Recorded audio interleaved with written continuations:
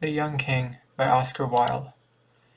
It was the night before the day fixed for his coronation, and the young king was sitting alone in his beautiful chamber. His courtiers had all taken their leave of him, bowing their heads to the ground, according to the ceremonious usage of the day, and had retired to the great hall of the palace to receive a few last lessons from the professor of etiquette.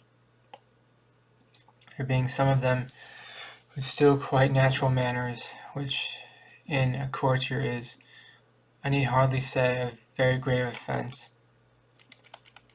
The lad, for he was only a lad, being but 16 years of age, was not sorry at their departure. He had flung himself back with a deep sigh of relief on the soft cushions of his embroidered couch, lying there, wild-eyed and open-mouthed, like a brown woodland fawn, or some young animal in the forest newly snared by the hunters. And indeed it was the hunters who had found him, coming upon him almost by chance, as bare-limbed, pipe in hand, he was following the flock of the poor goatherd who had brought him up, and whose son he had always fancied himself to be, the child of the old king's only daughter, by secret marriage, with only much beneath her in station, a stranger, some said, who, by the wonderful magic of his lute-playing, had made the young princess love him, while others spoke of an artist, Rimini, to whom the princess had shown much, perhaps too much honor, who had suddenly disappeared from the city, leaving his work in the cathedral unfinished. He had been, when but a week old, stolen away from his mother's side as she slept, and given into the charge of a common peasant and his wife, who were without children of their own, and lived in a remote part of the forest, more than a day's ride from the town. Grief, or the plague, as the court physician stated, or as some suggested, a swift Italian poison administered in a cup of spiced wine, slew, within an hour of her awakening, the white girl who had given him birth, and as the trusty messenger who bare the child across his saddle bow stooped from his weary horse and knocked at the door of the goatherd hut, the body of the princess was being lowered into an open grave that had been dug in a deserted churchyard beyond the city gates, a grave where it was said that another body was also lying, that of a young man of marvelous and foreign beauty, whose hands were tied behind him with a knotted cord, and whose breast was stabbed with many red wounds. Such at least was the story that men whispered to each other. Certain it was that the old king, when on his deathbed, whether moved by remorse for his great sin, or merely desiring that the kingdom should not pass away from his line, had had the lad sent for, and in the presence of the council had acknowledged him as his heir. And it seems that from the very first moment of his recognition he had shown signs of that strange passion of beauty that was destined to have so great an influence over his life. Those who accompanied him to the suite of rooms set apart for his service often spoke of the cry of the pleasure that broke from his lips when he saw the delicate raiment and rich jewels that had been prepared for him, and the almost fierce joy with which he flung aside his rough leathern tunic and coarse sheepskin cloak. He missed indeed, at times, the fine freedom of his forest life, and he was always apt to chafe at the tedious court ceremonies that occupied so much of each day.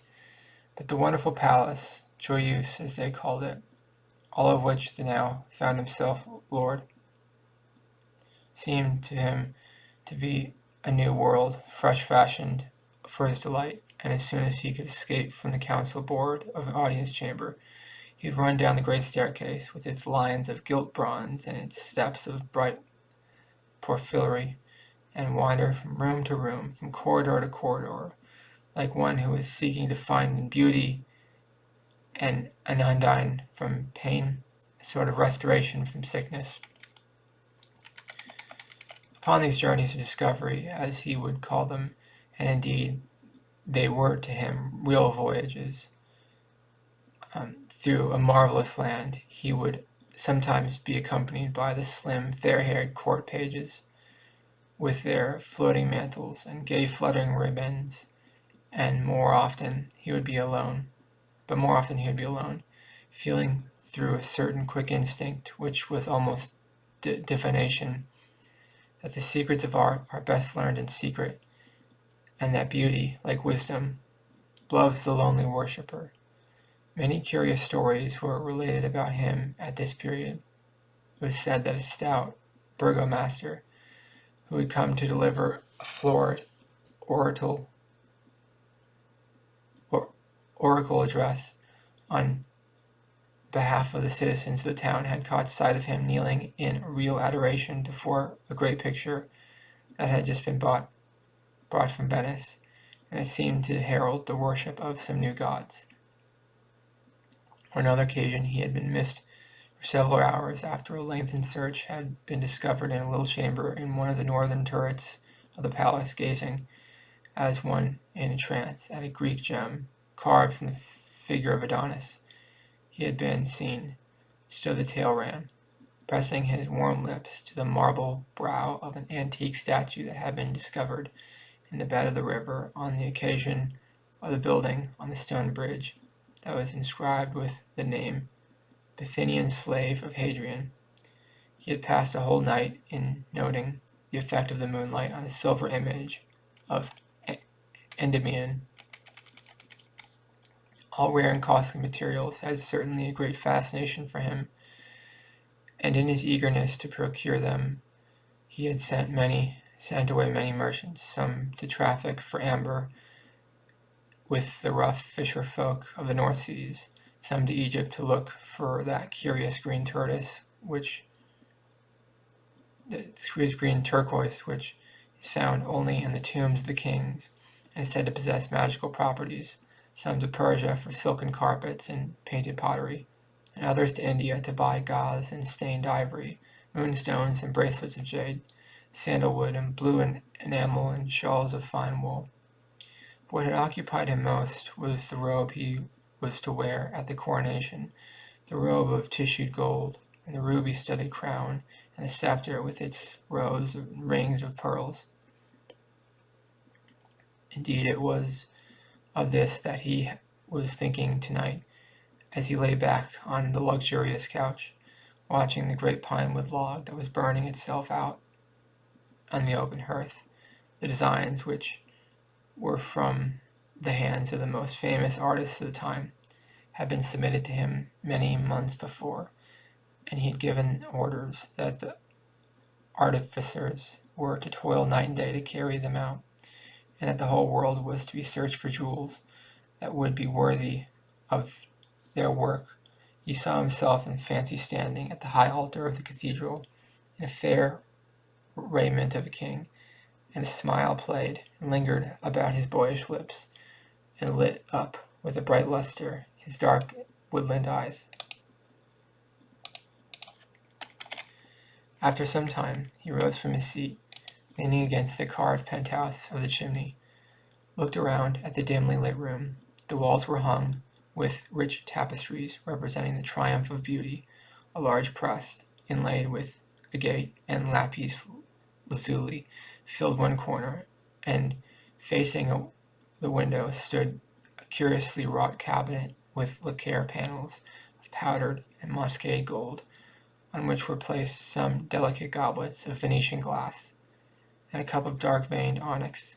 Pale poppies were broidered on the silk cover of the bed, as though they had fallen from the tired hands of sleep, and the tall reeds of fluted ivory bear up the velvet canopy, from which great tufts of ostrich plumes sprang, like white foam, to the pallid silver of the fretted ceiling. A laughing narcissus in green bronze held polished mirror above its head.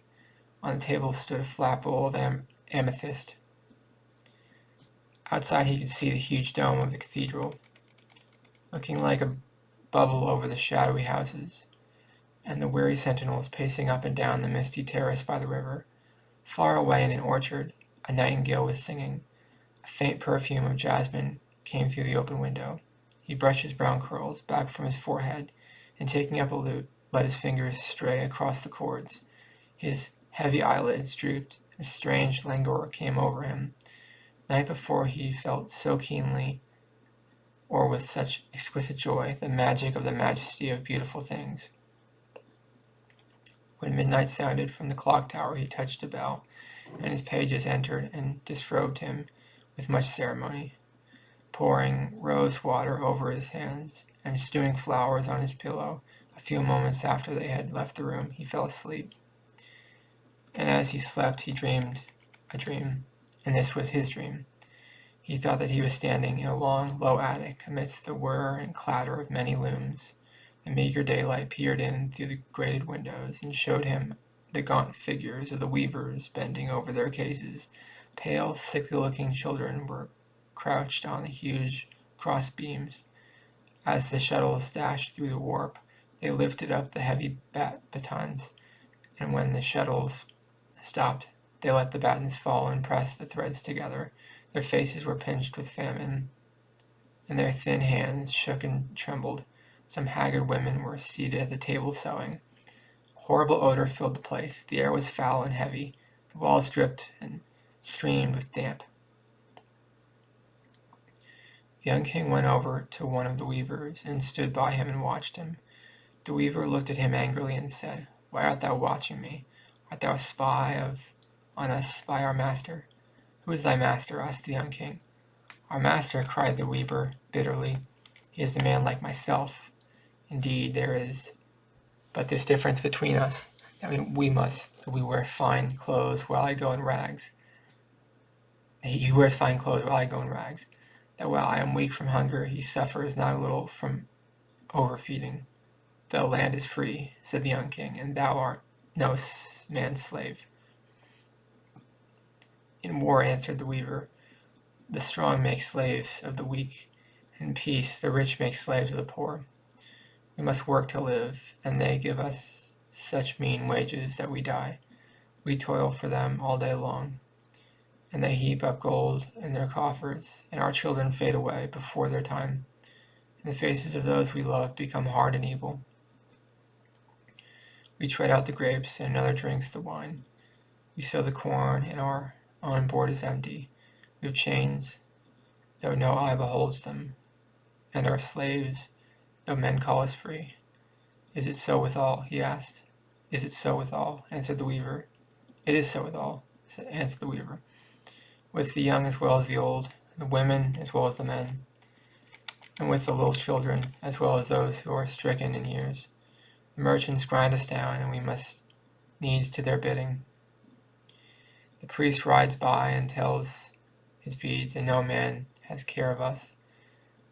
Through our sunless lanes creeps poverty with her hungry eyes, and sin with her sodden face follows closely behind her. Misery wakes us in the morning, and shame sits with us at night. But what are these things of thee? Thou art not one of us. Thy face is too happy." And he turned away, scowling, and threw the shuttle across the loom, and the young king saw that it was threaded with a thread of gold. And a great terror seized upon him, and he said to the weaver, "What robe is this thou art weaving?" "It is the robe for the coronation of the young king," he answered. "What is that to thee?" And the young king gave a loud cry and woke. And lo, he was in his own chamber, and through the window he saw the great honey-colored moon hanging in the dusky sky. And he fell asleep again and dreamed. And this was his dream. He thought that he was lying on the deck of a huge galley that was being rowed by 100 slaves. On a carpet by his side of the master of the galley was seated. He was black as ebony. His turban was of crimson silk. His earrings of silver dragged down the thick lobes of his ears. In his hands he had a pair of ivory scales. The slaves were naked, but for a ragged loincloth, and each man was chained to his neighbor. The hot sun beat brightly upon them, and the negroes ran up and down the gangway, lashed them with whips of hide, They stretched out their lean arms and pulled the heavy oars through the water. The salt spray flew from the blades. At last they reached a little bay and began to take soundings. A light wind blew from the shore and covered the deck and the great lateen sail with fine red dust. 3 Arabs mounted on wild asses rowed out and threw spears at them. The master of the galley took a painted bow in his hand and shot one of them in the throat. He fell heavily into the surf, and his companions galloped away. A woman wrapped in a yellow veil followed slowly on a camel, looking back now and then at the dead body. As soon as they had cast anchor and hauled down the sail, the negroes went into the hold and brought up a long rope ladder, heavily weighted with lead. The master of the galley threw it over the side, making the ends fast to 2 iron stanchions, and the negroes seized the youngest of the slaves, and knocked his guide's oil, and filled his nostrils and his ears with wax, and tied a big stone round his waist. He crept warily down the ladder and disappeared into the sea. A few bubbles rose where he sank. Some of the other slaves peered curiously over the side, and the prow of the galley sat a shark charmer, beating monotonously upon a drum. After some time, the diver rose up out of the water and clung panting to the ladder with a pearl in his right hand. The negro seized it from him, thrust him back. The slaves fell asleep over their oars. Again and again he came up, and each time he did so he brought him with a beautiful pearl. The master of the galley weighed them, put them in a little bag of green leather. The young king tried to speak, but his tongue seemed to cleave to the roof of his mouth. His lips refused to move. The negroes chattered to each other and began to quarrel over a string of bright beads. 2 cranes flew round and round the vessel. Then the diver came up for the last time, and the pearl that he brought with him was fairer than all the other pearls of Ormuz, for it was shaped like the full moon, and whiter than the morning star. But his face was strangely pale, and as he fell upon the deck, the blood gushed from his ears and nostrils. He quivered for a little, and then he was still. The negroes shrugged their shoulders and threw the body overboard. And the master of the galley laughed and reached out. He took the pearl, and when he saw it, he pressed it to his forehead and bowed. "It shall be," he said, "for the scepter of the young king." He made a sign to the negroes to draw up the anchor, and when the young king heard this, he gave a great cry and woke, and through the window he saw long gray fingers of the dawn clutching at the fading stars. And he fell asleep again and dreamed. This was his dream. He thought that he was wandering through a dim wood, hung with strange fruits, and with beautiful poisonous flowers. The adders hissed at him as he went by, and the bright parrots flew screaming from branch to branch. Huge tortoises lay asleep upon the hot mud. The trees were full of apes and peacocks. On and on he went, till he reached the outskirts of the wood, and there he saw an immense multitude of men tolling in the bed of a dried-up river. They swarmed up the crag like ants. They dug deep pits in the ground and went down into them. Some of them cleft the rocks with great axes. Others grabbled in the sand. They tore up the cactus by its roots and trampled in the scarlet blossoms. They hurried about, calling to each other, and no man was idle. From the darkness of a cavern, Death and Avarice watched them, and Death said, "I am weary. Give me a third of them and let me go." But Avarice shook her head. "They are my servants," she answered, and Death said to her, "What hast thou in thy hand?" "I have 3 grains of corn," she answered. "What is that to thee?" "Give me one of them," cried Death, "to plant in my garden. Only one of them, and I will go away." "I will not give thee anything," said Avarice, and she hid her hand in the fold of her raiment. And Death laughed, and took a cup, and dipped it into a pool of water, and out of the cup rose a goo. She passed through the great multitude, and a third of them lay dead. A cold mist followed her, and the water snakes ran up by her side. And then Avarice saw that a third of the multitude was dead, and she beat her breast and wept. She beat her barren bosom and cried aloud. Thou hast slain a third of my servants, she cried. Get thee gone.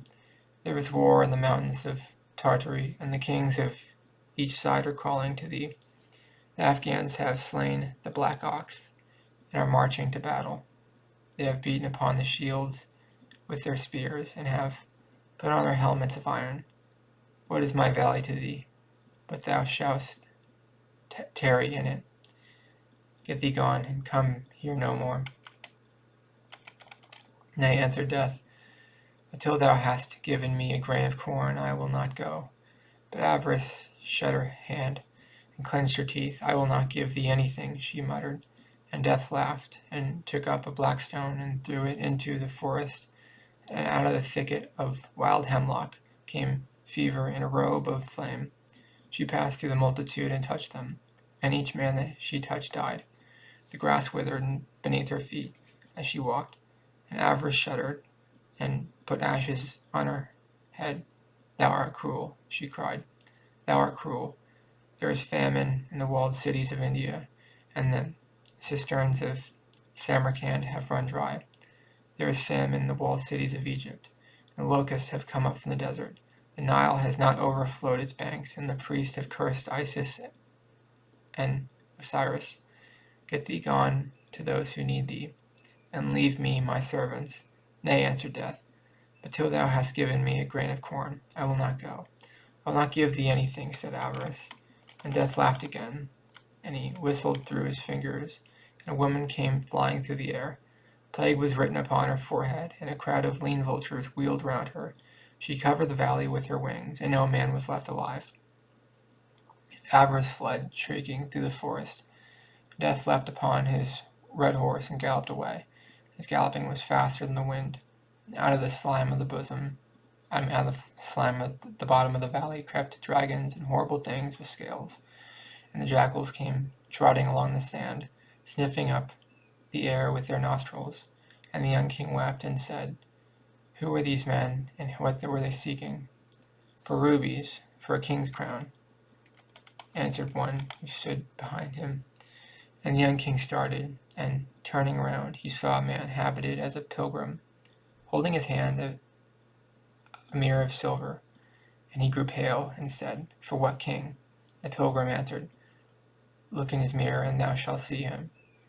And he looked in the mirror, and seeing his own face, he gave a great cry and woke, and the bright sunlight was streaming into the room, and from the trees of the garden and pleasaunce the birds were singing, and the chamberlain and the high officers of state came in and made obeisance to him, and the pages brought him the robe and tissues of gold, and set the crown and the scepter before him. And the young king looked at them, and they were beautiful, more beautiful were than aught he had ever seen. But he remembered his dreams, and he said to his lords, Take these things away, for I will not wear them. And the courtiers were amazed, and some of them laughed, for they thought that he was jesting. And he spake sternly to them again, and said, Take these things away, and hide them from me. Though it be the day of my coronation, I will not wear them.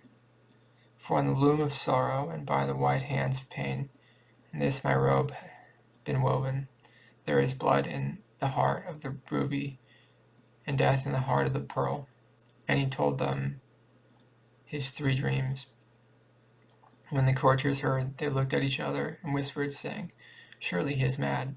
For what is a dream but a dream, and a vision but a vision? They are not real things, and one should heed. They are not real things that one should heed them. And what have we to do with the lives of those who toil us? Shall a man not eat bread till he has seen the sower, nor drink wine till he has talked with the vine dresser? And the chamberlain spake to the young king, and said, My lord, I pray thee set aside these black thoughts of thine, and put on this fair robe, and set this crown upon thy head. For how shall the people know that thou art a king, if thou hast not a king's raiment? And the young king looked at him. It is so indeed, he questioned. Will they not know me for a king if I have not a king's raiment? They will not know thee, my lord, cried the chamberlain. I had thought that there had been men who were king-like, he answered. But it may be thou sayest, and yet I will not wear this robe, nor will I be crowned with this crown. But even as I came to the palace, so will I go forth from it. And he bade them all leave him, save one page, whom he kept as his companion, a lad a year younger than himself. Him he kept for his service, and when he had bathed himself in clear water, he opened a great painted chest, and from it he took the leathern tunic and rough sheepskin cloak that he had worn when he had watched on the hillside the shaggy goats of the goatherd. These he put on. In his hand he took his rude shepherd's staff. And the little page opened his big blue eyes in wonder, and said, smiling to him, My lord, I see thy robe and thy scepter, but where is thy crown? And the young king plucked a spray of wild briar that was climbing over the balcony, and bent it, and made a circlet of it, and set it on his own head. This shall be my own crown, he answered. And thus attired, he passed out of his chamber into the great hall, where the nobles were waiting for him. And the nobles made merry, and some of them cried out to him, My lord, the people wait for their king, and thou showest them a beggar. And others were wroth, and said, He brings shame upon our state, and is unworthy to be our master. But he answered them not a word, but passed on, and went down the bright porphyry staircase, out through gates of bronze, and mounted upon his horse, rode towards the cathedral, and a little page running beside him. And the people laughed, and said, It is the king's fool who is riding by, and they mocked him. And he drew rein, and said, Nay, but I am the king. And he told them his 3 dreams. And a man came out of the crowd, and spake bitterly to him, and said, Sir, knowest thou not that out of the luxury of the rich cometh the life of the poor? By your pomp we are nurtured, and your vices give us bread. To toil for a hard master is bitter, but to have no master to toil for is more bitter still. Thinkest thou that the ravens will feed us? And what cure hast thou for these things? Wilt thou say to the buyer, Thou shalt buy for so much, and to the seller, Thou shalt sell at this price? I trow not. Therefore go back to thy palace, and put on thy purple and fine linen. What hast thou to do with us, and what we suffer? Are not the rich and the poor brothers? Asked the young king. Ay, answered the man, and the name of the rich brother is Cain. And the young king's eyes filled with tears, and he rode on through the murmurs of the people, and the little page grew afraid and left him. And when he reached the great portal of the cathedral, the soldiers thrust their halberds out, and said, What dost thou seek here? None enters by this door but the king. And his face flushed with anger, and he said to them, I am the king, and waved their halberds aside, and passed in. And when the old bishop saw him coming in his goatherd dress, he rose up in wonder from his throne, and went to meet him, and said to him, My son, is this a king's apparel? And with what crown shall I crown thee? And what scepter shall I place on thy hand? Surely this should be to thee a day of joy, not a day of abasement. Shall joy wear what grief has fashioned? Said the young king, and he told him his 3 dreams. And when the bishop heard them, he knit his brows, and said, My son, I am an old man, and in the winter of my days, and I know that many evil things are done in the wide world. The fierce robbers come down from the mountains, and carry off the little children, and sell them to the Moors. The lions lie in wait for the caravans, and leap upon the camels. The wild boars root up the corn in the valley, and the foxes gnaw at the vines upon the hill. The pirates lay waste to the sea coast, and burn the ships of the fishermen, and take their nets from them. In the salt marshes live the lepers. They have houses of wattled reeds, and none may come nigh them. The beggars wander through the cities, and eat their food with the dogs. Canst thou make these things not be? Wilt thou take the leper for thy bedfellow, and set the beggar up at thy board? Shall the lion do thy bidding, and the wild boar obey thee? Is not he who had made misery wiser than thou art? Whether I praise thee not for this that thou hast done, but I bid thee ride back to the palace, and make thy face glad, and put on the raiment, and beseech the king.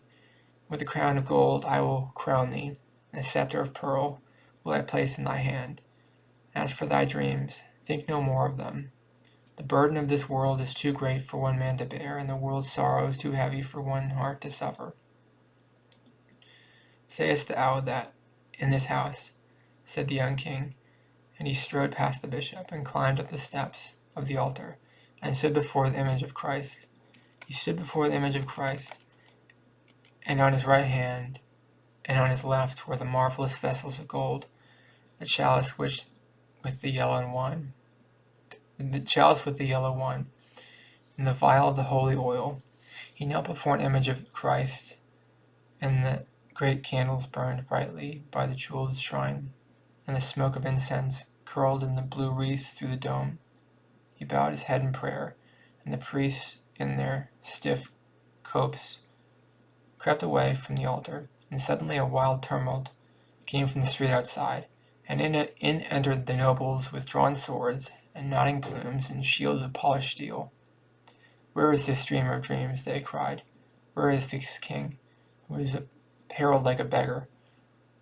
This boy who brings shame upon our state, surely we will slay him, for he is unworthy to rule over us. And the young king bowed his head again, and prayed, and when he had finished his prayer, he rose up, and turning around, he looked at them sadly. And lo, through the painted windows came the sunlight streaming upon him, and sunbeams wove round him a tissued robe that was fairer than the robe that had been fashioned for his pleasure. The dead staff blossomed, and bare lilies that were whiter than pearls. The dry thorn blossomed, and bare roses that were redder than rubies. Whiter than fine pearls were the lilies, and their stems were bright silver. Redder than male rubies were the roses, and their leaves were of beaten gold. He stood there in the raiment of a king. The gates of the jeweled shrine flew open, and from the crystal of the many-rayed monstrance shone a marvelous and mythical light. He stood there in a king's raiment, and the glory of God filled the place, and the saints in their carven niches seemed to move. In the fair raiment of a king he stood before them, and the organ pealed out its music, and the trumpeters blew their trumpets, and singing boys sang.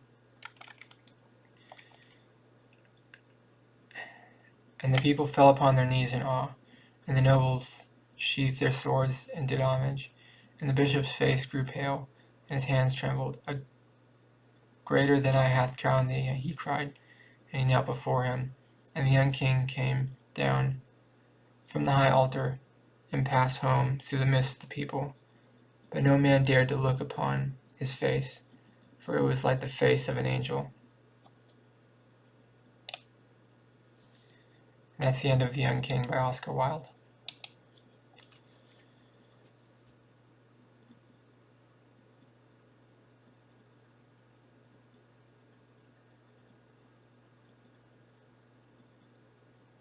Yeah, I thought that was good. Yeah, Oscar Wilde seems to be like a good author. It's just important, like, you want to be woke. If you're going to be a king, you're just going to be a regular person, you want to be woke, and you want to think about the repercussions of your materialisms and the things you consume. You want to think about the less fortunate whenever possible, because so it seems like a morality tale about, like, if you're going to be a king, you want to be a good king. Whether you're young or old, you want to be a good king. You have to think about the ethics of your actions, and good things can happen to you if you try to do the right thing. But even it might seem like the world is falling apart if you try to do the right thing. But anyways, that's what I thought of The Young King by Oscar Wilde. Give it 2 thumbs up. Let me know in the comments what you thought of the story. Did you like it? What are your opinions on The Young King? Let me know in the comments below. Please subscribe to this channel and be part of the community. And please like this video. It really helps the channel a lot. Thank you for watching. Have a great day. Bye-bye.